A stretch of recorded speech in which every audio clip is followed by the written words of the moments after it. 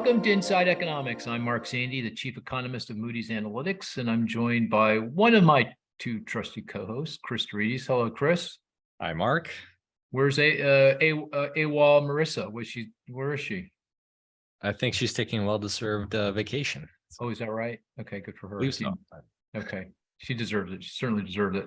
I need a vacation, Cris. I need a vacation.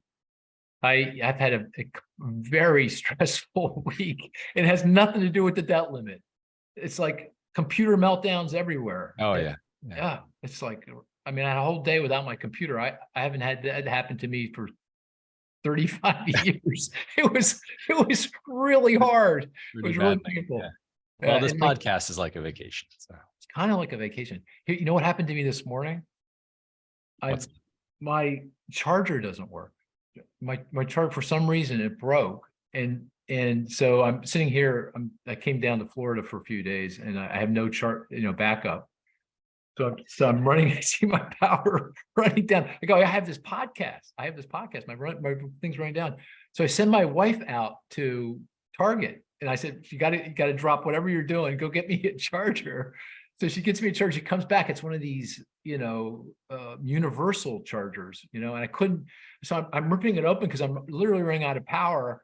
And you know how they have those little charger knobs, for each different computer. Oh yeah. So when I was ripping it open, it flies across. It flipped out, and I didn't see it. I'm going, oh, honey, I can't use this thing. So I was about ready to send her back out. And well, anyway, I'm good. I'm set. But anyway, and we got a guest, Ben Harris. Good to see you, Ben. Thanks. Thrilled to be here. Yeah. Well, have you had a better week than I have?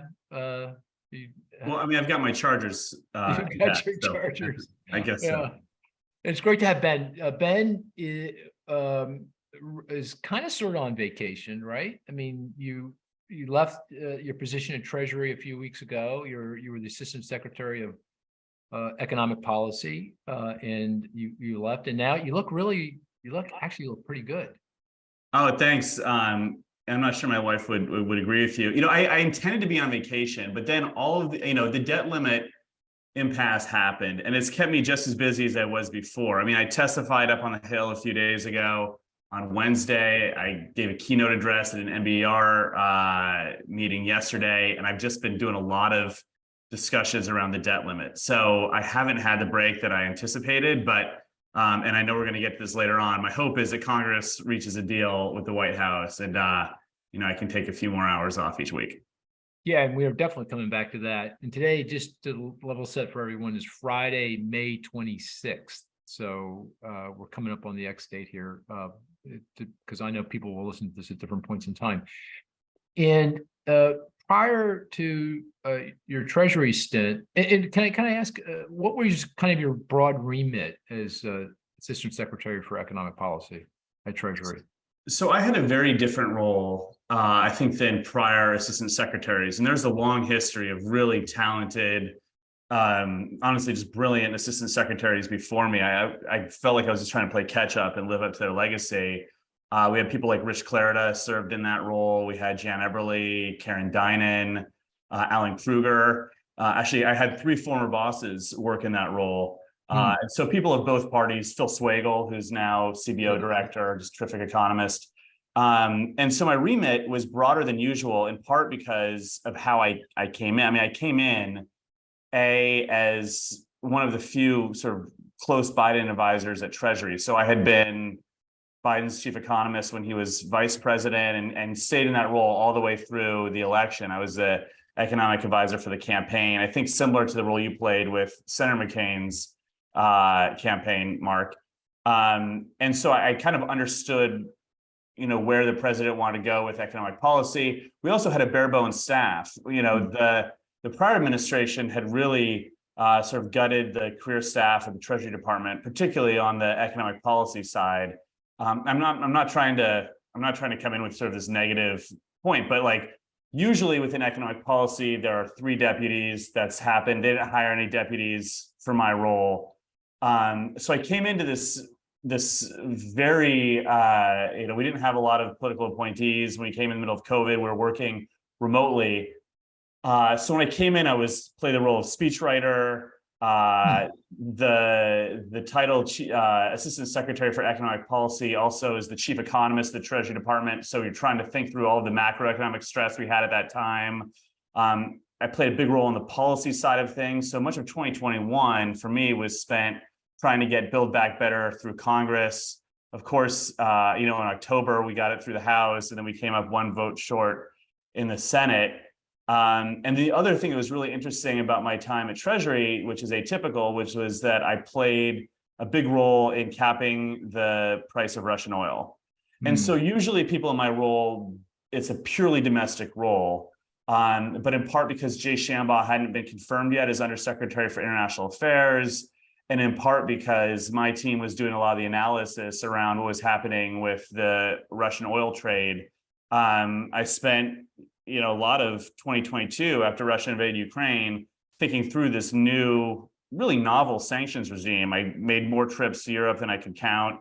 Went with Secretary Yellen to Indonesia, to the G20 meetings. So I got kind of this very cool, different remit than I think is standard for people in that role. That is cool. I didn't know that you were one of the architects, if not the architect behind the oil price caps. Congratulations! They seem to be working, right? I mean, it was such a ride. I mean, it was a team. It was definitely a team effort. Liz Rosenberg at Treasury played a big role. I mean, obviously the secretary and the deputy secretary, but it was, it was kind of. I play the role of sort of point person on this, and it was really interesting because it started actually before Russia even invaded Ukraine. And, we had rumblings, we knew this could happen, and NSC had asked us to do some economic analysis as far as what it could look like for markets. And we initially were worried that what would happen to European gas markets would happen to world oil markets, was that, Russia would effectively weaponize not just natural gas, but also oil, crude oil, and refined product.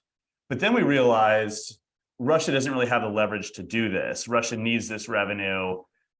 This is not a well-diversified economy. They're fighting a war. They have a war chest, but they might blow through it.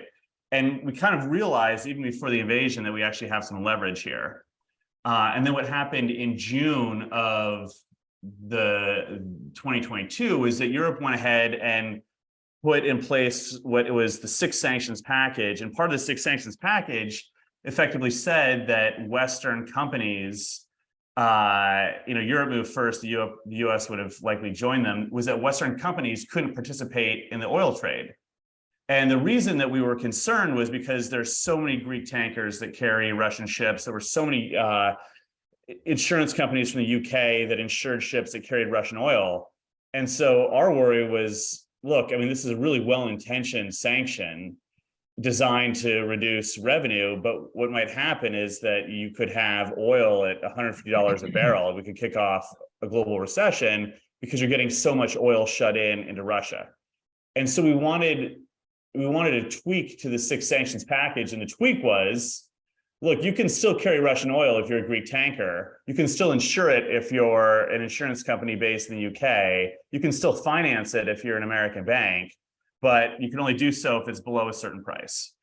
And I cannot tell you how many people told me that I was an idiot personally on Twitter, called out the Treasury Department, called out the Biden administration. You don't know how commodity markets work. The first time we went to Europe, I don't think that they're terribly enthusiastic about it in certain countries. But it worked. And you have people like Dan Yergin, who's just a force in these markets, has come out and said, no, it is working. And it is working. It is driving down Russian revenues from the oil trade.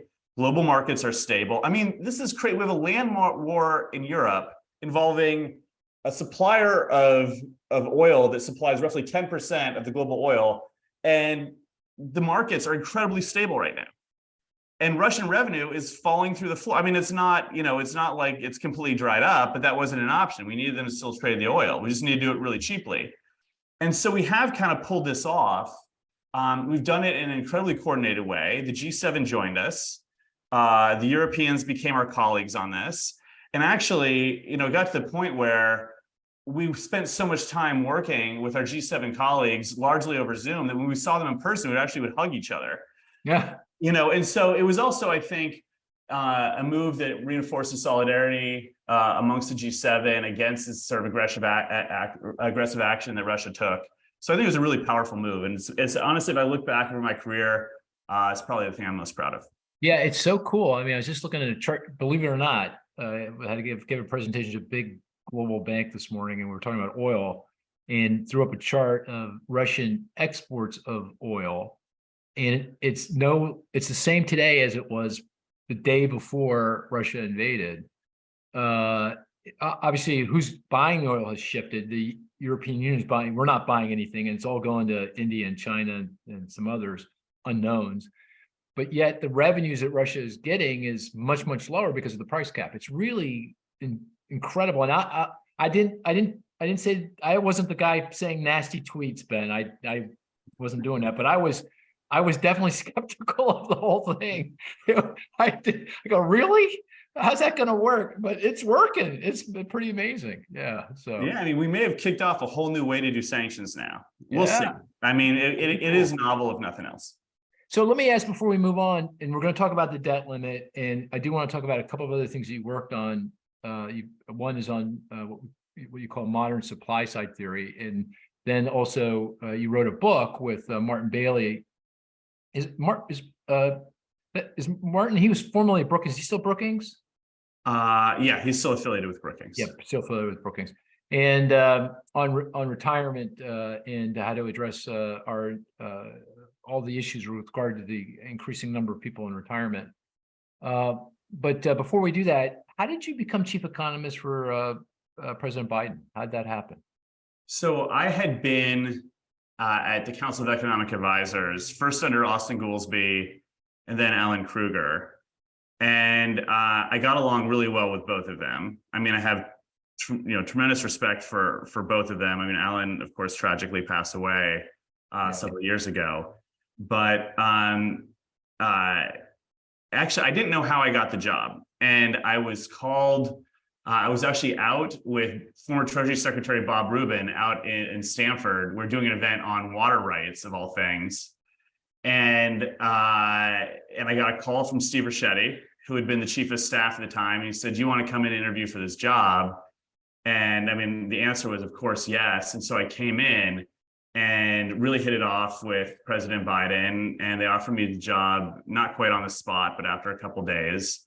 And so I spent the last 2 years of the Biden administration with him and formed, I thought, really nice working relationship. I really enjoyed being his chief economist, but I never really knew, this is sort of a sad story. So I never really knew how I had been nominated for that job. And it had been sometime in 2017 or 2018, there was an event at the State Theater, which is in Falls Church, where former Obama administration folks got together, and I don't know who paid for it. I think maybe Jeff Zients had sort of rented it out or someone, and we all came together. And Alan Kruger was there, and I was talking with Alan. I was so happy to see him, and he said, "Well, you know how you got the job with Vice President Biden?" I said, "No." He said, "Well, I called him and told him he had to hire you." And I was so thankful. So I had my to-do list, I had send Alan a bottle of bourbon to say thank you. And then he passed away, and I never had a chance to do that. But for me, the fact that I got to serve in a role that he served in, and I really just tried to honor him. That was my way, honor his legacy. So that's why I got nominated. Yeah, Alan was such a nice man. He was. A couple of our conferences, and I remember going to Washington. He'd show me around. He was so proud of his office when he was chair of the CEA. Look at the view I have, Mark. It's like he was so nice and so brilliant. Such a brilliant man. Such a brilliant man. Yeah. Great. Well, that's good background. Let's dive into the topic that's top of mind, and that's the debt limit. So it feels like we got some good news sort of over the last 24 hours. There was a press report at New York Times. I saw something in the Post saying that there might be a deal coming together here. You want to describe, I know you've followed this very carefully. Maybe you can describe what the deal the reported deal is and what you think of it and how you handicap this actually getting across the finish line before the so-called X date. Yeah, so let's start by talking about what actually made it through the House a couple of weeks ago. So what made it through the House was they raised the debt ceiling, but likely only through March of next year, so not through the election. That was part one. Part two was really steep cuts in discretionary spending. Now, they weren't specified. These were just caps on discretionary spending for the next 10 years.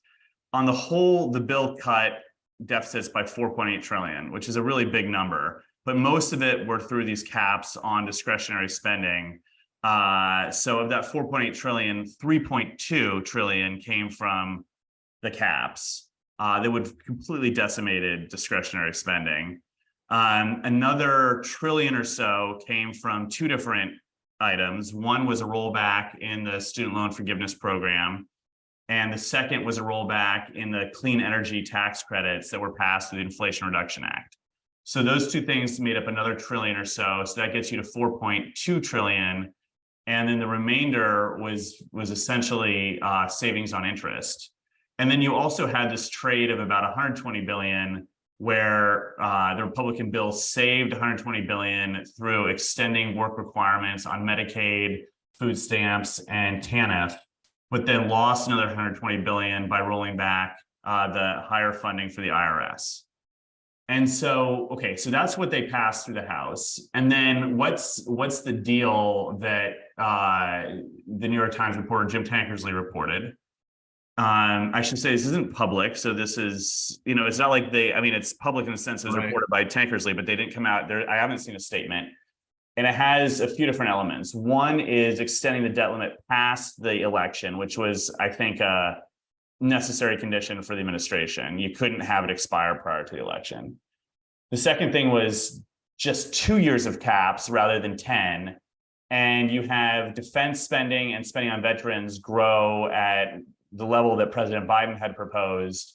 And then you basically, after you talk about certain sort of accounting issues, you basically have like flat spending in 2024 for non-defense, non-veterans discretionary spending. And then both grow by about 1%. So a cut in real terms, in inflation adjusted terms in 2025. Then you also have, of the 80 billion in extra IRS funding, which was put through by the Inflation Reduction Act, you pare back 10 billion of that, so about 12%. And then, I've heard other people speculate that work requirements need to be worked out. I was texting with Tankersley last night about this and asking him. It seems like, this is reported in the New York Times, that it seems like work requirements and permitting may or may not be on the table, and those details are still being hammered out. So, relative to this big $4.8 trillion deficit reduction bill that the House passed, this is pretty small. And so you asked me to handicap it. There's no way that I think you're getting a big part of the more extreme version of the House voting for this. It's just this doesn't feel like a win for them. For any sort of moderate, I think it feels like a big win. And for those that have businesses in their district that are really concerned about what the cuts might mean, perhaps that's also a win. I think the pressure from businesses has come not in the public as it has in the past, but more behind the scenes. I think you'll get some Democratic votes. If there are work requirements included, I think you're losing a decent share of the Democratic caucus. They can't vote for work requirements for Medicaid. But in general, I think you're going to see basically, 100 votes from each party come together and pass this to the House. I think the Senate, it'll sail through the Senate. The Senate understands the consequences of a debt limit impasse in ways the House does not. But I'm not sure that this is done. I'm not sure that McCarthy can get this through his caucus. And so, we're not out of the woods yet. Yeah, I'm with you. It doesn't feel like it gives the conservative Republicans, the Freedom Caucus, enough to really, they're not going to, well, maybe I guess McCarthy's figuring that he's not going to get their vote anyway for almost anything. And so he's got to get something through the House eventually, right? So if that's the calculation, then maybe just try to get enough votes in the middle on both sides and you get this done. Maybe that's the calculation. Yeah, I mean, this is kind of where I thought we would end up, but I didn't think it would happen this way.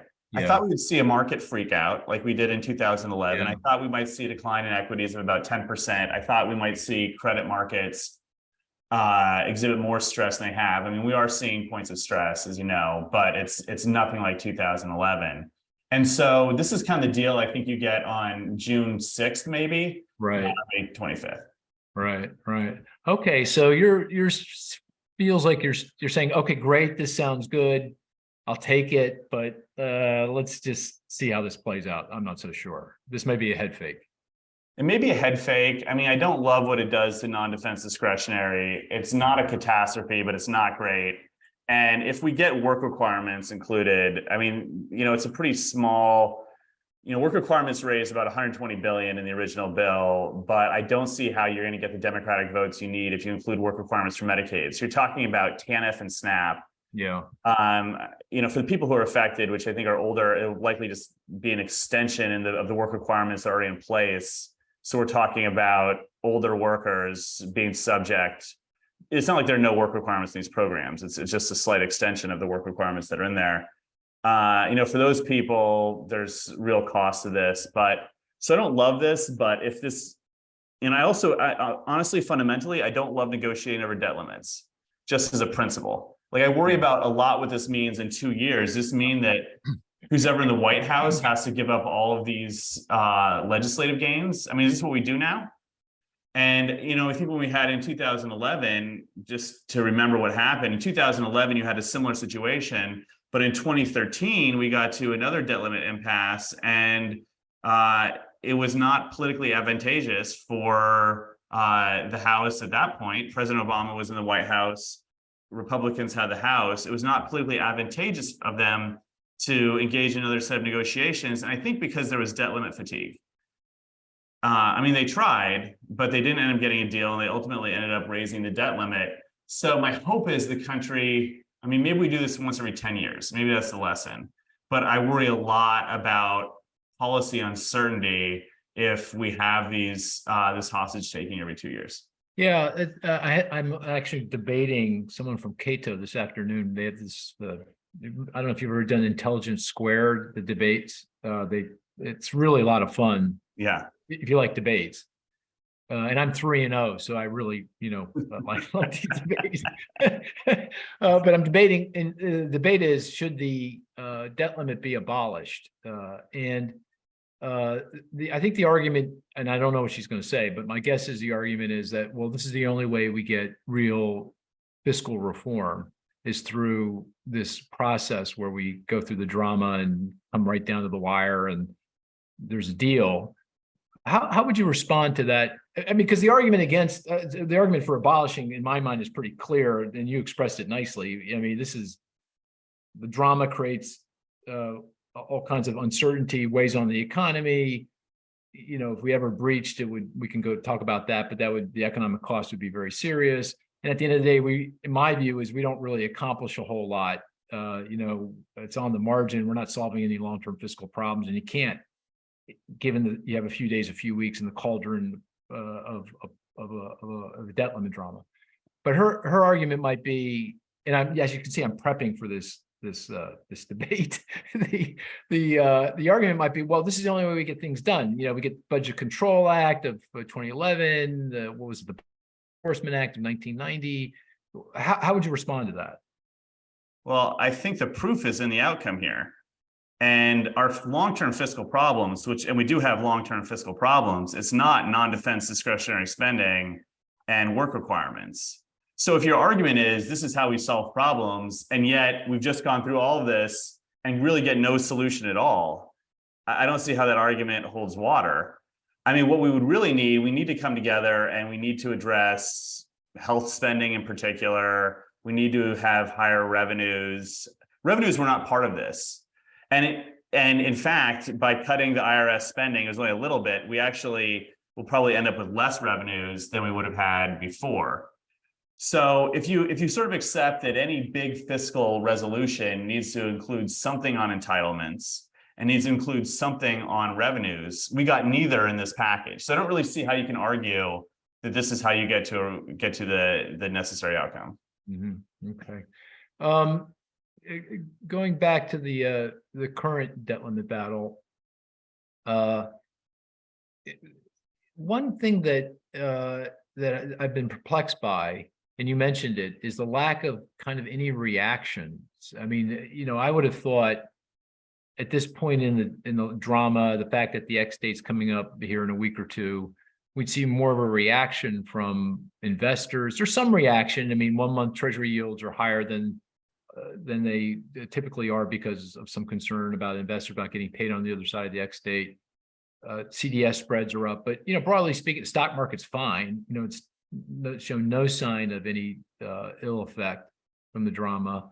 I don't get the sense that business people, big trade groups, or anyone else is pounding on lawmakers' doors and saying, "Hey, do something." Why do you am I characterizing things correctly? And if so, what do you think is going on here?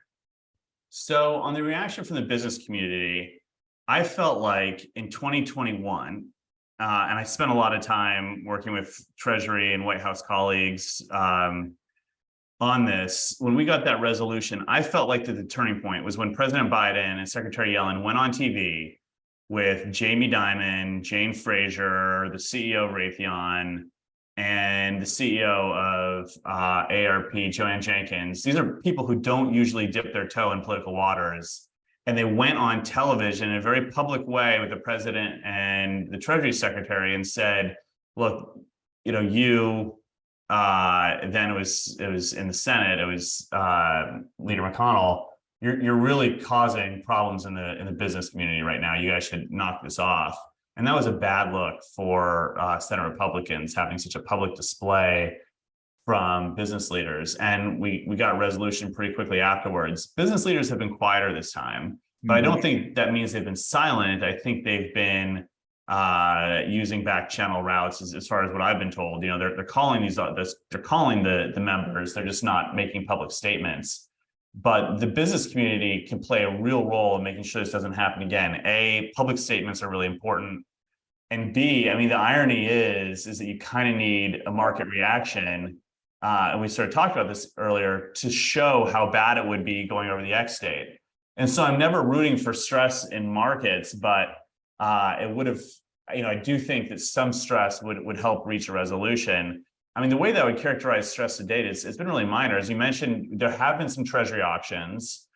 We saw the highest rate for issuance on a 28-day bond, but it wasn't that high. I mean, it was, I think, 5.8% or something, and that's an annualized rate, and that over a course of a month, it's really kind of mostly inconsequential. You didn't see a ton in the secondary market. People seem to be really confident that coupon payments would still be made. I think one of the there are two reasons why I think markets didn't really freak out. The first is that I think there's a faith that there would be some resolution reached, and they would be right if you looked at the historical record. I mean, we always reach a resolution for the X date. The second was a notion that, and I think this was a little bit mistaken, and I've been honest with the financial sector, I've had a lot of conversations with them about this. There's this notion, largely based on this 2013 transcript, that was a meeting at the Fed when Bernanke was chair, and they were talking, it was kind of a retrospective as far as what happened in 2011, and the Fed was looking forward and saying, what are our options? And there was this memo written by these Fed staffers, I think it was Bill English and Simon Potter, as far as 10 different actions the Fed could take if we went over the X date. And as part of that conversation, they referenced some thinking that Treasury had been doing around 2011 as far as how they would handle payments.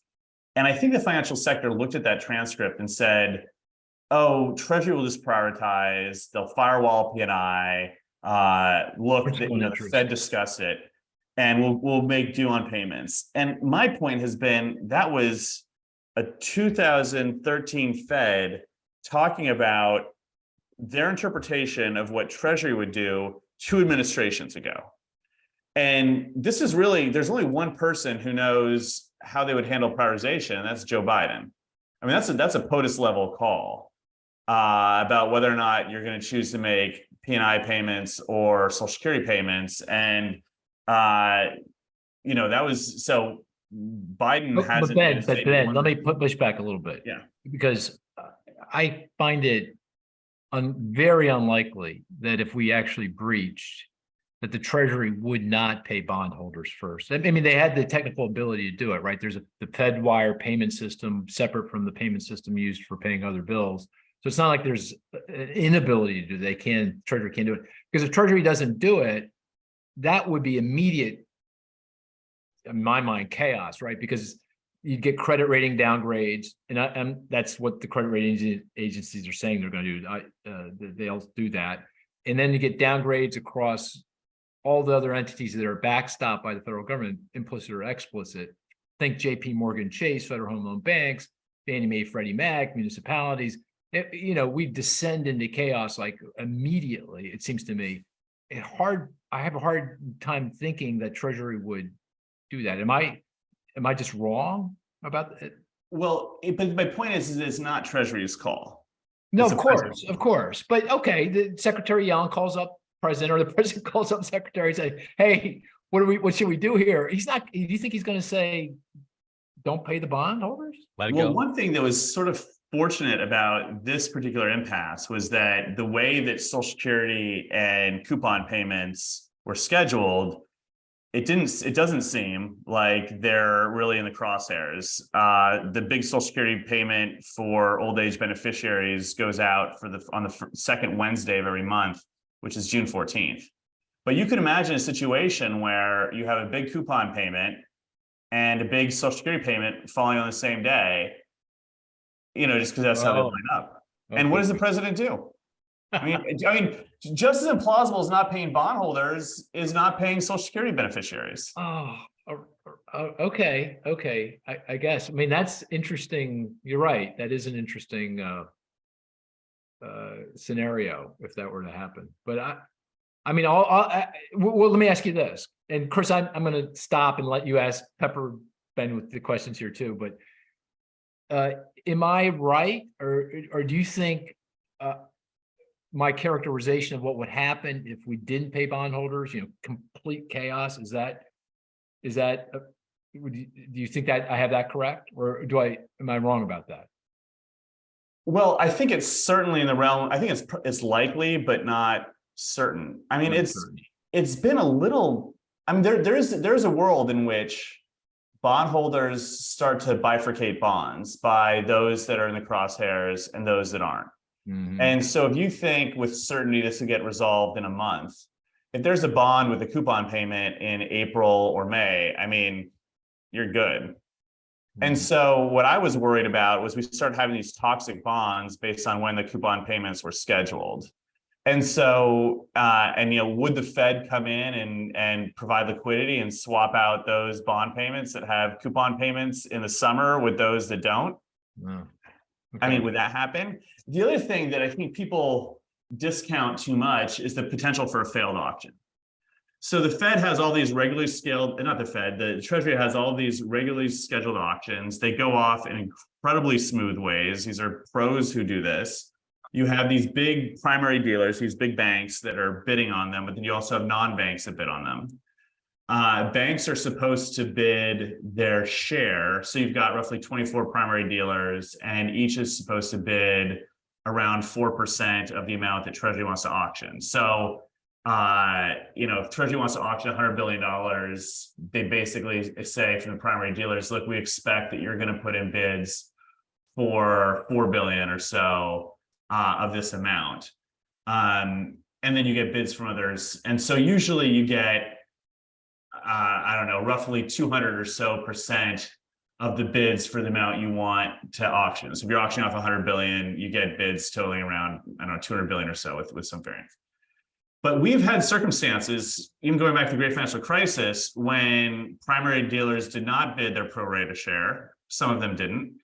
And it looked like we flew a little close to the sun on some of this, where we only cleared the amount that we needed in bids by just some. I don't know exactly how much, but maybe if Treasury is auctioning $100 billion, maybe we only got 110 billion in bids.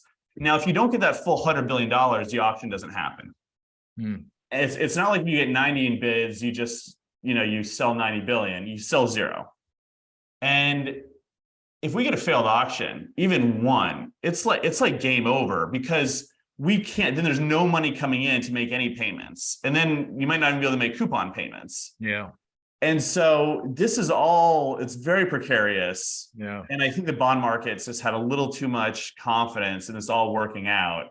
Bond market's usually right. So I'm probably the one who's wrong here, but I've been a little perplexed by how much confidence there's been. That's interesting. Well, I'm Moody's, the bond market, and I've been always under maybe the false impression that was, at least initially, you pay the bondholders. I guess the other issue is, okay, the Treasury pays the bondholders. That means everyone else is going to sue, right? Because why are they getting the money before me? Yeah. Forget about the politics of it, just it's legal aspects of it. And that by itself is going to create all kinds of, it's not like there's any easy solution here. Prioritization doesn't solve any problems. I'm not arguing that, but boy, not paying the bondholders up front would be chaos. The economy would evaporate very quickly. But anyway, I agree with you. I do want to get to the game, but Cris, any other questions on the debt limit that you wanted to pose? I'm sorry, I've been monopolizing. I would just say, so it sounds like we're in the dark side here. So what about the alternative approaches, 14th Amendment, platinum coin? Do you have any views on how those play out or enter into the calculus here, if indeed we really go down to the wire? So I think in general, you have two different categories of alternative measures. We need a word for them. We've got this great term, extraordinary measures, but that refers to something different. Yeah, right.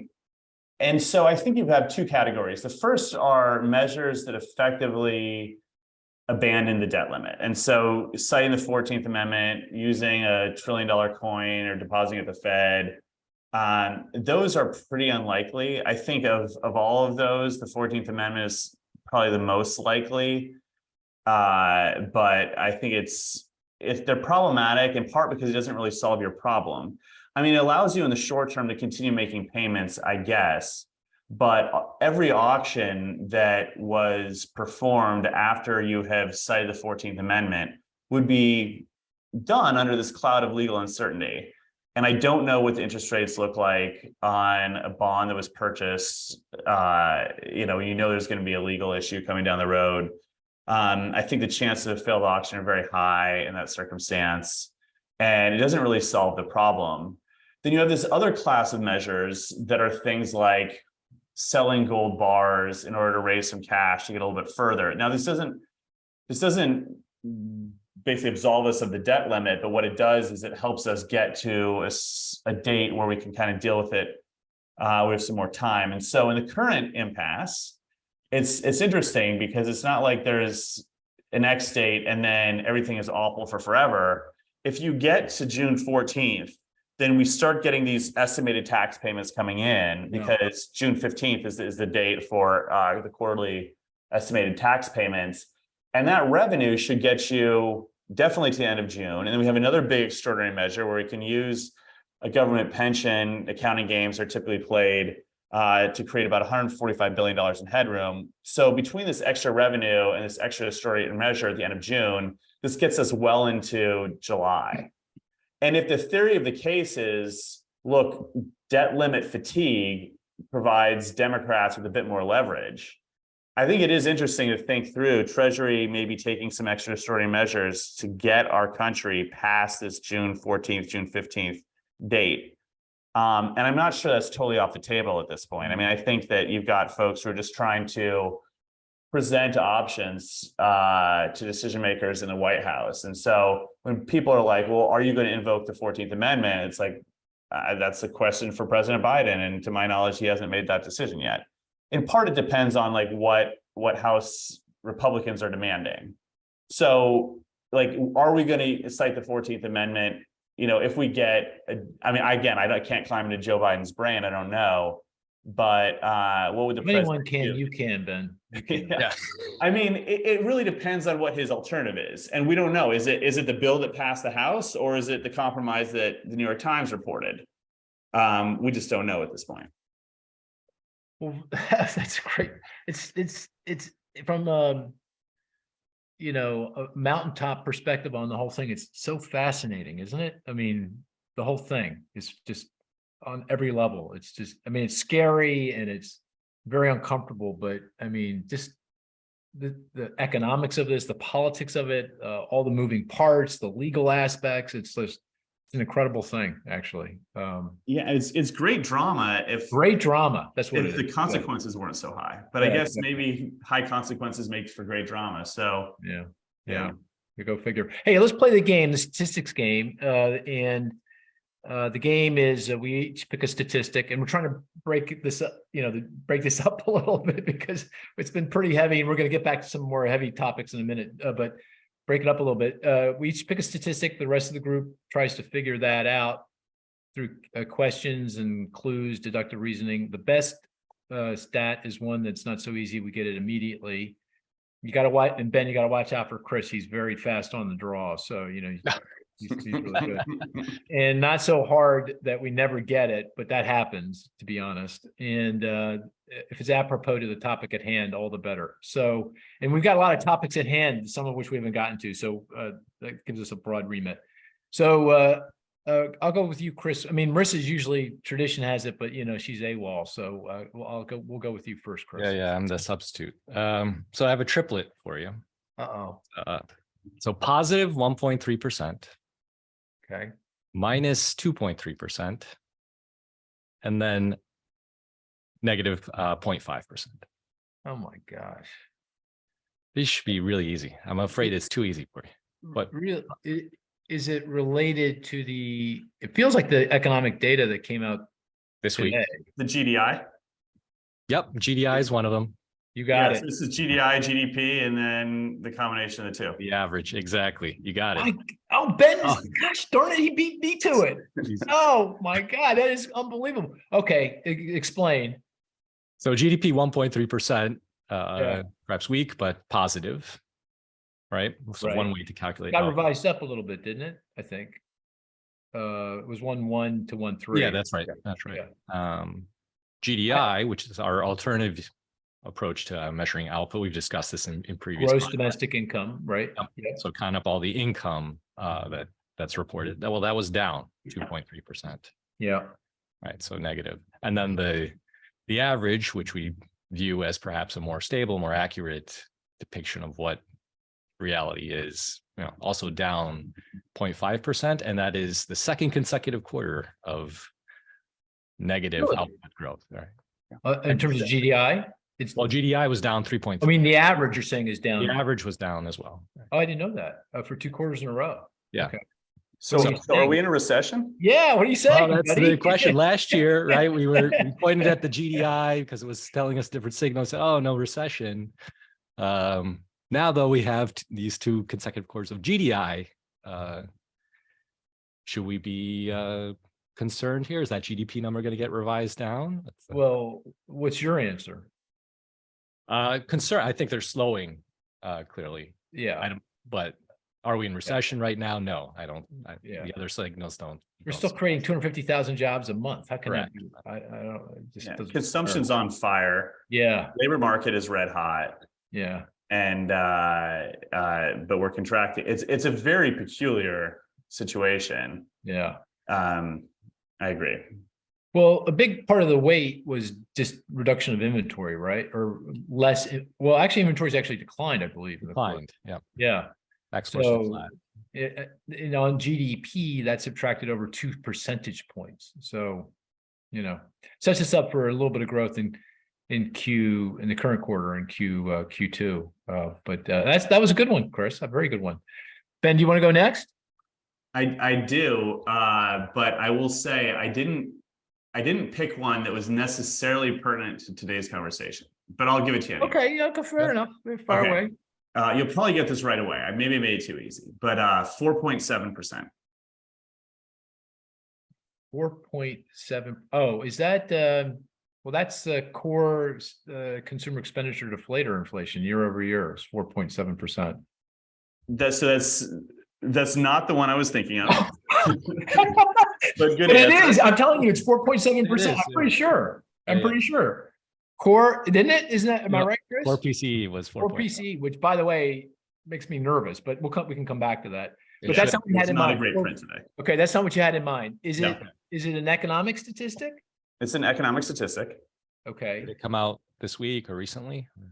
It is the most recent, it describes the current situation. So it's the most recent release, but didn't come out this week. Okay. okay. Oh, interesting. Is it a government statistic? Yes. Okay. And is it inflation related? No. Is it labor market related? Yes. Okay. ECI, no. Yeah, is it average hourly earnings growth is 4.7%? That's probably Around two there. close, 4.7%. You come with a lot of 4.7s, Yeah. but this is again, not the one I'm thinking of. Oh, okay, but you said close. You said close. The average hourly earnings, is that, Oh, no, it's not related to earnings. it's not related to earnings. Okay, it's in the labor market though. Interesting. Well, I'm thinking job, is it job? Is it job growth related somehow? It's seems not wrong. related to job to growth in payrolls. It's from the household survey. Oh, is it the growth in household employment year over year? Percent change? No. No, it can't be labor force. What do you? Can I give you a hint? Oh, is it like unemployment rate for some Yeah. demographic, like is it black Yes. unemployment rate? Oh, okay. Yes, you got it. Oh, okay. Okay, very good. That's a was good good. one. Yeah. Well, see that, that was not as graceful as I would have liked, but we got there. But you got there. And I will say, I mean, the reason why I picked that one was during the campaign, we were giving then candidate Biden, regular economic updates every week or so, twice a week. It was a rotating cast, but usually Jared Bernstein and Heather Boucher were on, and there were a few other folks which would join. And I remember this very well because my family had rented an RV, my wife and I and our 3 daughters, because we just had to get out of the house, and we're driving across the country. So I'm like sitting in the back at the table advising President Biden with their dog barking and our kids on iPads. And in May of 2020, the Black unemployment rate was 16.8%. Wow. And now that's not a high, but like it's kind of a high for me as an adult. I mean, and we were so worried that the president, well, we were hopeful that Biden would become president, but we're worried that he would come into the presidency in the middle of something that looked like the Great Depression, not even the Great Recession. We're talking about, the late 1920s. And when you have a fifth of people in a certain demographic that are unemployed, I mean, that's what we're worried about. 16.8% is bad, 25% is much worse. And that here we are today with 3.5% unemployment overall, 4.7%, a low for Black unemployment historically, far below the historical average. It just, feels very fortuitous, and it could have been very different. Yeah, that's an amazing statistic. It really shows the strength of the labor market. I mean, just incredible strength and resilience. And that goes back to my fundamental reason for optimism. I mean, hard to imagine you go in recession. I mean, layoffs are so low, and the business is so reluctant to reduce their payrolls. It's just, without that, it's hard to see a recession. But anyway. But 4.7%, Chris would point out, 4.7% core PCE inflation. That's a problem too. Okay, I got a statistic, and this is related. I'm going to give you a big hint right up front. This is related to the topic that we're going to go to in a few minutes on retirement security. And I'm giving you a hint because this could be a little difficult. The statistic is 23.6%. 23.6%. It's labor market related. It goes to the discussion around retirement issues. Is it related to retirement accounts? No. It's the labor market related. Is it a participation rate or It is a participation rate. 65 Or- plus? Oh my God, he's on. See what I tell you, Ben? This is amazing. Unbelievable. I'm telling you, isn't that unbelievable? Yes. I give him too much of a hint. So the participation rate for people 65 years and over is 23.6%. That's as of April. Pre-pandemic, it was 26%, 26%. So that kind of gives you a sense of the decline in participation by older Americans. And, of course, the overall participation rate is down, but, right now it's only down by, I don't know, 6-7 tenths of a percent, not this. So one of the reasons why participation hasn't come back is older Americans have left the workforce and they're not coming back. The participation rate has not come back. And that's going to be a real problem going forward. That's a good one. If you go back a bit further, though, go back to like 2015, it's actually where it's 23. It's right around where it is today. So yeah, is the anomaly actually today that it's so low, or was 2019 just a? No, I think though that just reflects boomers, because 65 and over is a big cohort, right? Yep. And the participation rates fall very rapidly when you're over 65. And then because you have all these boomers coming in, their participation rate, because you're at 65, 66, 67, it's going to push up your participation rate. So that, in fact, the fact that it's down even more now is understating how big a deal this is, because it should be steadily rising. The trend should be steadily rising because of all those boomers coming into that age cohort. You see what I'm saying? Mm-hmm, mm-hmm. It's just some arithmetic, but in addition to higher participation within an age category. So, I agree with your assessment as well. We just expect people, 70 to 75 to have higher participation rates, conditional on how many of those people are in the economy. We just, in particular with Zoom and other ways that make it easier to get into the labor market. I think that BLS projections show higher age-specific participation rates over time as well.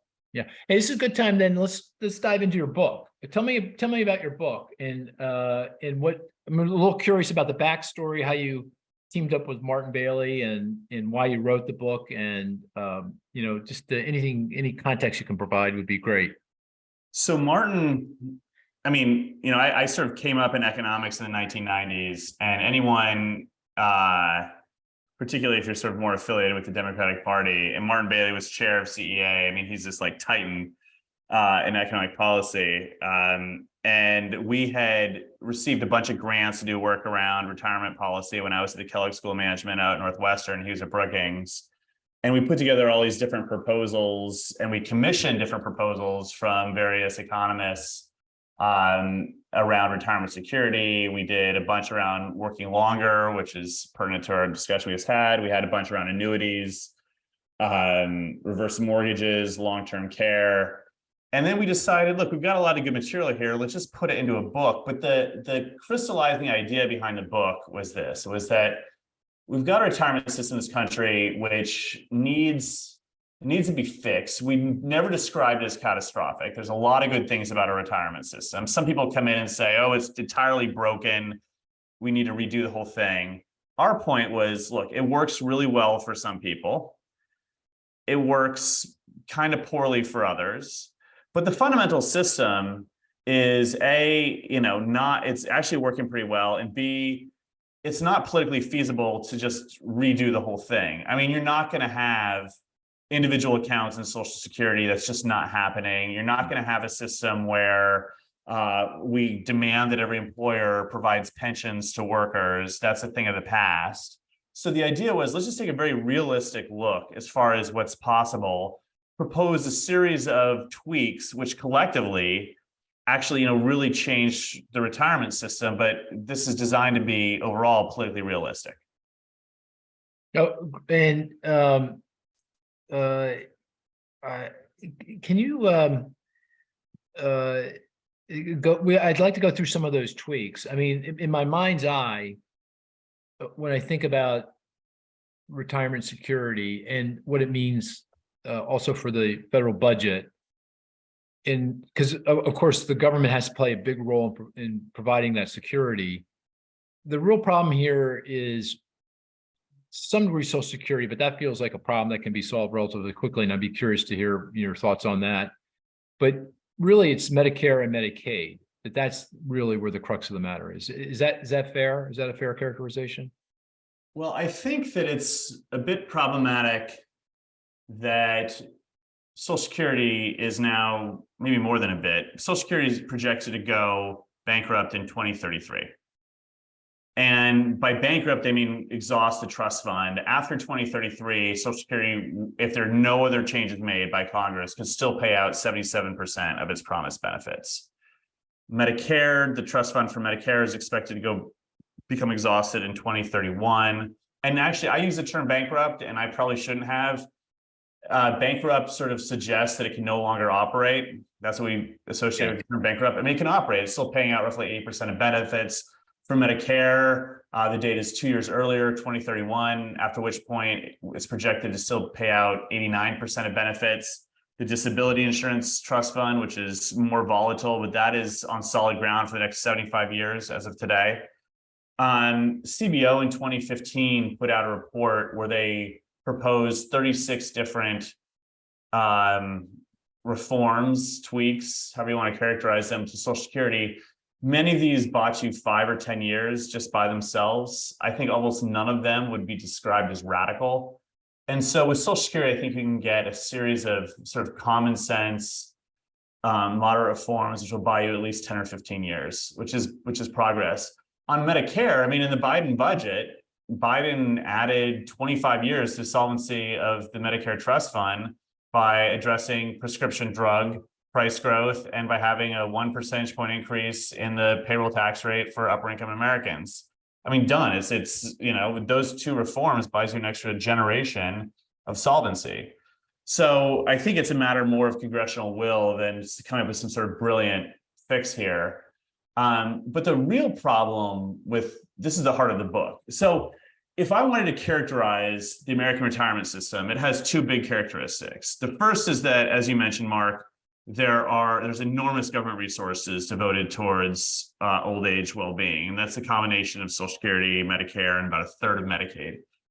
The second is that we offer about $250 billion in tax incentives every year for retirement savings, and about half of families take advantage of that throughout the course of their lives and accumulate enormous sums of money in retirement accounts. We have $31 trillion today in savings in retirement accounts.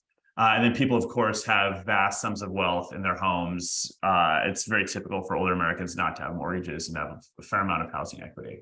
So we have a system where you've got the government support, you've got a ton of resources, particularly across the top 60% of the income distribution. But we have no real way of translating all of that wealth into security. And the biggest problem with retirement is that we have no idea how long we're going to live. And so you've got like a 60-year-old woman has about a 1 in 10 chance in dying in the next 10 years and has about a 1 in 10 chance of living past 95 and then an 80% chance. Like, how do you deal with that uncertainty? Yeah, right. It's impossible. And what people do is it's pretty rational, is they hold on to their assets really tight. Yep. Just in case, because no one wants to be 95 and poor. And that's one, that's a problem because people can't enjoy their retirements because they're holding on to their assets. Two, it's a problem because people have to save so much during their working years and, sacrifice. There's really no way to sort of deal with this uncertainty. And there's other uncertainty. There's inflation, there's market return. If you own a home, there's lots of uncertainty in the price of the house. But there's just no real way of translating all of that wealth into security. Yeah. So on Social, just to reiterate, just so I have it right, on Social Security, if we put Social Security over here and Medicare, Medicaid over, or say Medicare over here, that's for older Americans. Social Security, that seems like that can be largely solved by just taxing earnings above a certain level. So, right now the cap is, I think, $130,000, $140,000 a year. That rises every year. But if you start taxing folks that make over their earnings on over 400K, that really doesn't solve the problem forever, but it solves it for an extended period of time. Is that fair? Yeah, so you could, for example, I mean, what the Biden campaign proposal was we went ahead and said, we're going to raise a bunch of extra revenue by taxing wages over 400,000. Right now, as you noted, the cap is 147,000. So for Social Security, you and your employer each pay 6.2% on any wages up to 147,000. And you pay 0 on anything above that into the Social Security Trust Fund. Now, economists generally think the full 12.4% is ultimately paid by workers, or most of it. But now the share of wages that are taxed have been declining over time because wage growth has been going up more than whatever the cap is indexed to inflation by. So initially we thought, look, about 90% of wages we covered. Now I think it's in the low 80s. So one thing you could do is say, look, we just want 90% of wages to be covered. And whether that means rising the cap from 147,000 up to, I don't know, 165 or something. Now that would violate a Biden campaign pledge where he said he wouldn't. So you could, what we did in the campaign was say, have this donut hole where you say, we're not going to touch 140, any wages between 147 and 400, but then we're going to go ahead and assess the payroll tax on wages above 400. But you can also do things on the benefit side. You can make tweaks on the benefit side as well. But the point is it's not like you need to jack up the tax rate necessarily to get yourself out of this.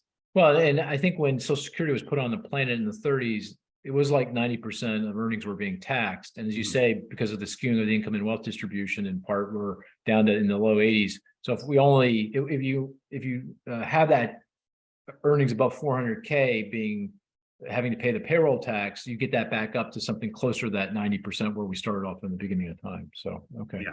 And now Medicare, just so I have that right, you're saying if we continue to reform prescription drug pricing, allow the government to negotiate with the prescription drug companies over prices, and we have an additional 1%, as you said, 1% tax, did you say? I think, it was 1.2% increase. So Medicare is a little different. You pay a tax on all your wages in Medicare. There's no cap.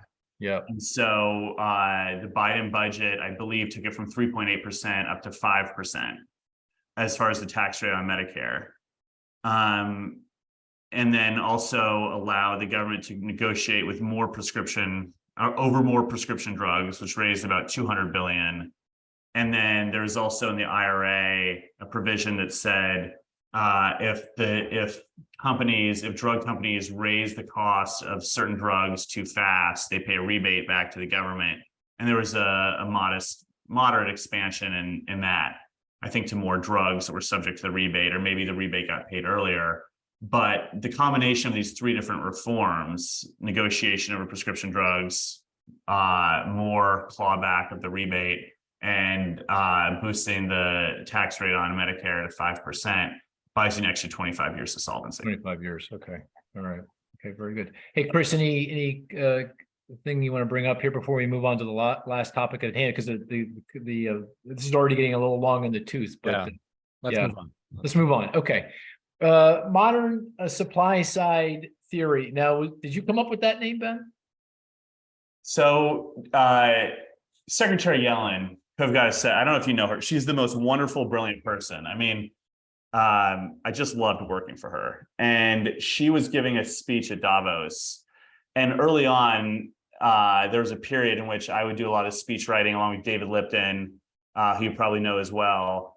And she was giving a speech to Davos, and we had to pitch these different ideas. And, the folks that were working on the speech, Dean Nasansi is also the chief of staff. We would usually come up with 3 different ideas, 3 or 4 different ideas. You'd have a half a page on each for a speech. And so I had put together, along with David and Deedham and other people, different ideas. And one of them was progressive supply side economics. Oh, okay. And she really liked the idea, but the name, her husband, George Akerlof, said, you know what, you should make this modern supply side economics, which was 1000% right. Yeah.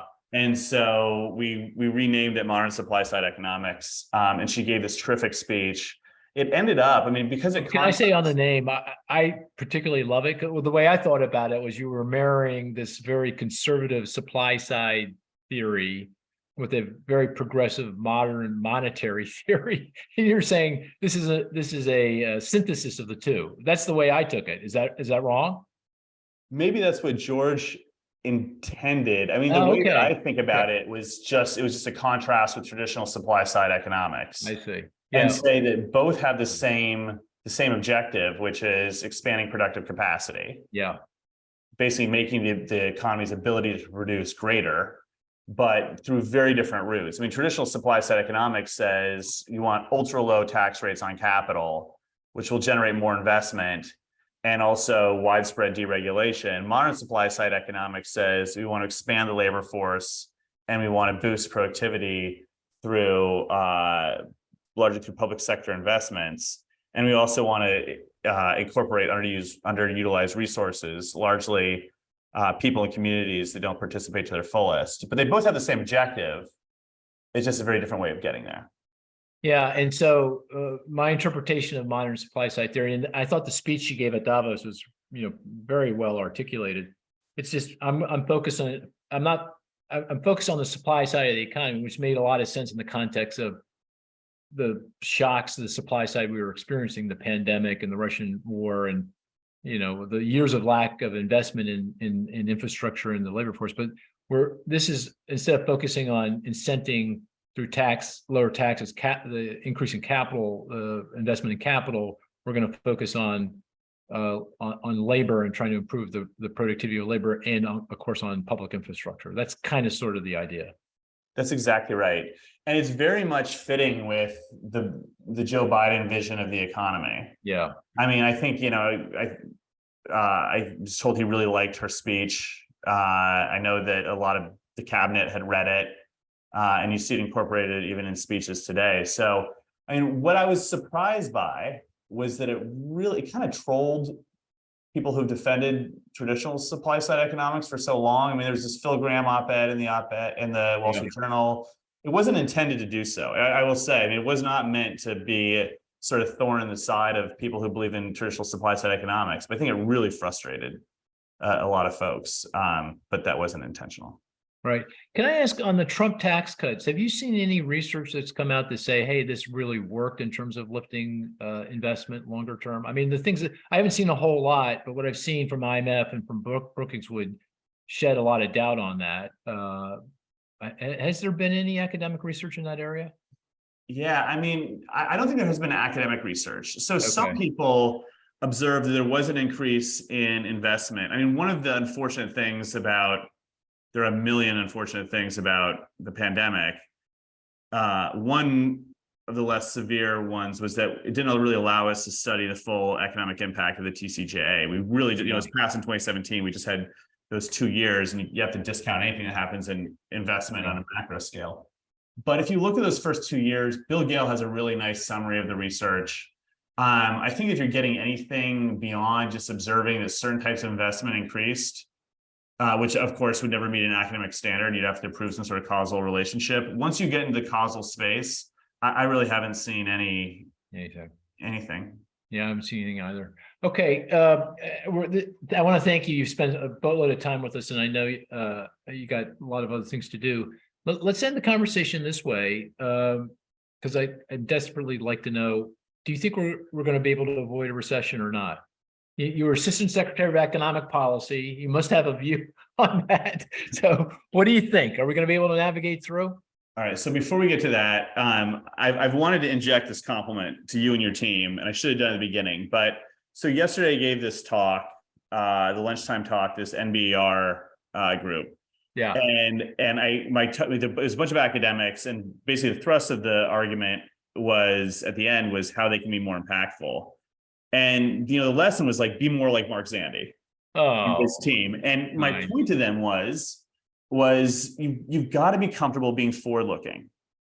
Like, you cannot just live in the past, and academics do that. And I said, you've got to have the courage to look forward. And I know it's uncomfortable, but this is what, if you want to impact the world, you have to do it. And I said, it can't just be Moody's leading the charge on the economic. Yes, it can be. Come on, man.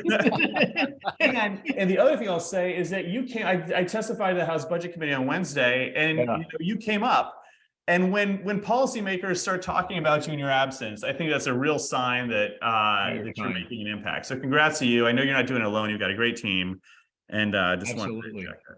Well, you're very kind to say. So I see how he avoided that. Yeah, That's that was nice. so nice. Little political. Let me suck up to him, and then I won't have to answer the question. So I think that you have to think in probabilistic terms. I mean, I spent several years working for Bob Rubin. You've got to think. I mean, he thinks like in probabilities. I learned from him, and so I guess Goldman's at like 35% chance of recession, or they were and Larry Summers is at a 70. I think that's a reasonable range. I think you can reasonably be in there. If you're below 35 or if you're above 70, I think you're just misreading the data. I'm closer to Goldman, in part because you have US consumption has just been remarkably strong. You're not seeing real cracks in household balance sheets. You've got a labor market which is red hot and shows no signs of stopping. And the hotness of the labor market allows people to continue to spend with a fair amount of confidence. You've got a housing market which looks much healthier than it had in the past. You've got energy markets which are not contributing to the volatility we've seen in the past. I mean, there was a world in which we thought the price of Brent, we said this earlier, was $150 a barrel. Now, I mean, I used to check this 5 times a day. The last time I checked was in the 70s. Yeah. And so you kind of have the groundwork laid, and you also have a Fed that has ammunition to deal with fighting back at any. I mean, it can initiate rate cuts when it needs to. We're not at zero anymore, and so it's got 500 basis points of cutting that it can use to ensure a soft landing. So, I'm more in the Goldman camp, around 35% chance of recession. I think it's certainly below 50, but there's always a chance. Well, all I have to say is thank you for the kind words. You're right. I have a fantastic team, but sometimes they can be wrong. They can be wrong. Right, Cris? Cris is more at the 70%. Not quite. I'm with you. That's certainly up there. 70, yeah. Yeah. You can come on anytime you want. Sorry, Cris, go ahead. No, yeah, absolutely. I think the probabilities are high. There are a lot of good things going on, but things can turn on a dime here. Ben, this is why I get so nervous, because Cris and I have been working together for I don't know how long, and we have these dollar bets every once in a while. I'll have to say I have not won a single bet. Not one bet. It's scary. So what's the one thing, if we can take 2 minutes, what's the one thing you guys are looking at that you think will portend that most crystallizes your views around the likelihood of a recession? For me, the single most important statistic is the Conference Board measure of consumer confidence. Back to your point about the consumer, because at the end of the day, a recession is a loss of faith by consumers. They lose faith that they're going to hold on to their job, and they run for the bunker. And the Conference Board is much better, much more prescient historically than the University of Michigan for lots of different reasons we can't go into. But that's rock solid, and it's exactly equal to its long run average. But I focus on that. If that starts falling sharply, month 2 or 3. Consumers are packing it in, they're running into the bunker, the firewall's coming down and we're going in. But right now, rock solid. What about you, Cris? Yeah, Michigan came out this morning, happened to fall. What happened? What did it do? Well, 59.2, fell over 4 points. Boy, it keeps falling. It's incredible. Yeah, so yeah.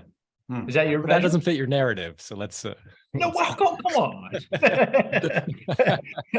That's not fair. Anyway, Ben, it was really a pleasure to have you. Thank you so much. Incredible to have your insight and very thoughtful discussion. And best of luck at whatever your next endeavor is. But I can't wait to see it. I'm sure it's going to be great. So, thank you. It was a pleasure being on. Looking forward to it. Take care now. Take care.